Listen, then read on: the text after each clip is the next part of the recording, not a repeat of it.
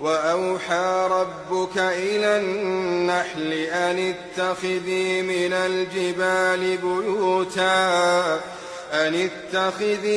الجبال بيوتا ومن الشجر ومما يعرشون ثم كلي من كل الثمرات فاسلكي سبل ربك ذللا يخرج من بطونها شراب مختلف ألوانه فيه شفاء للناس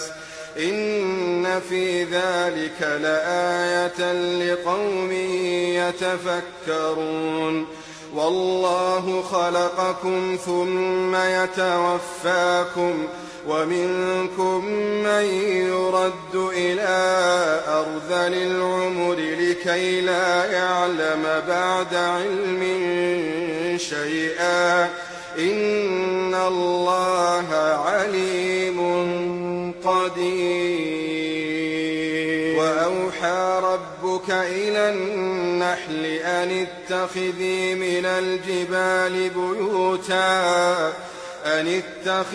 من الجبال بيوتا ومن الشجر ومما يعرشون ثم كلي من كل الثمرات فاسلكي سبل ربك ذللا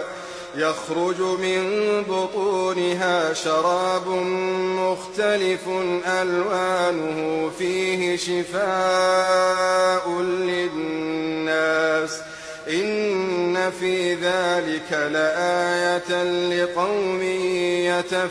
يتفكرون